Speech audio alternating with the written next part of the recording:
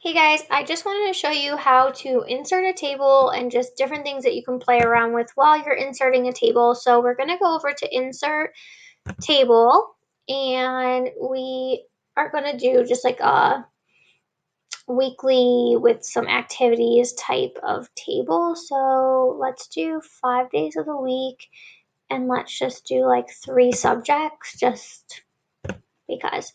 Okay, so if your computer is like mine, it's going to be set to make this blue. Not sure why that does that. I've never looked into making it so it's not like that, but it's fine.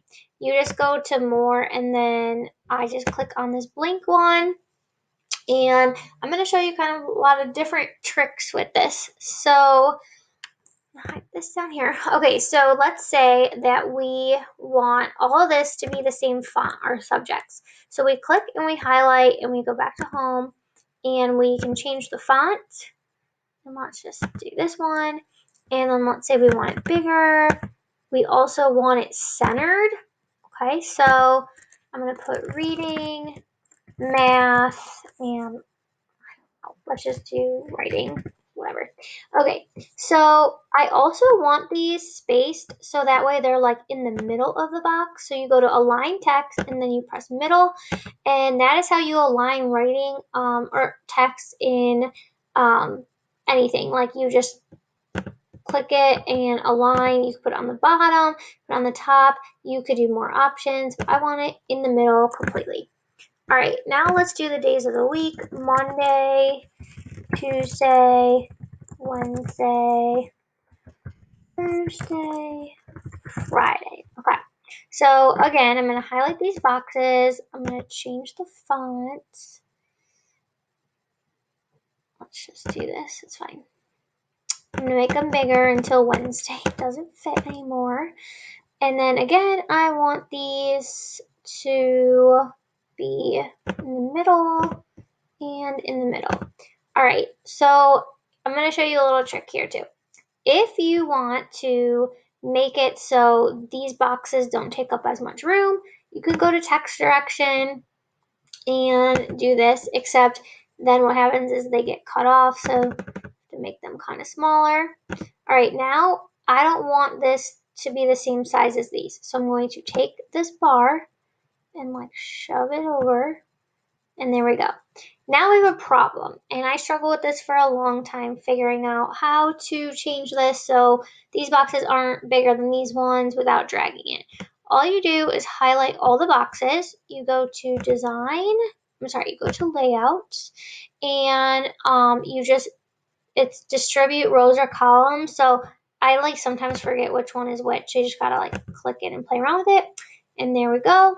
And then again, like we want to bring this up. And sometimes it will automatically format to like know what you're doing.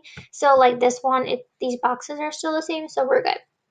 All right, now let's talk about splitting a cell. So let's say you give them math facts is one thing that they need to do, and then like a worksheet is a second thing. Like there's always 2 different things in math that they have to do. So you're gonna highlight this and then right click and press split cells. And let's try if it's 2 by 1. Nope.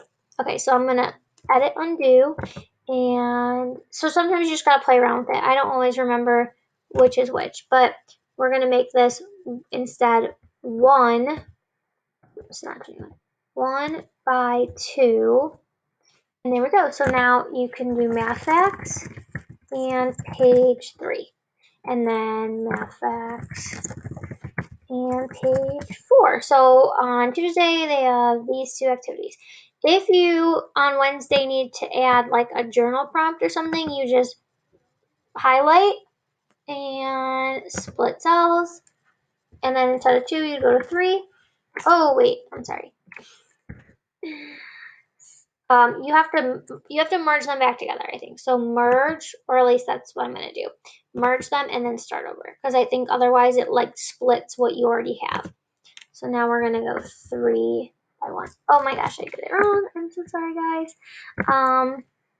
1 by 3. There we go. Okay, and then like They have math facts, page 5, and math journal. So that's how we do it. Again, if let's say that you made a mistake and you don't want it split, you just highlight it and right click and merge cells, and it goes back together. And that is some tips of how to use a table.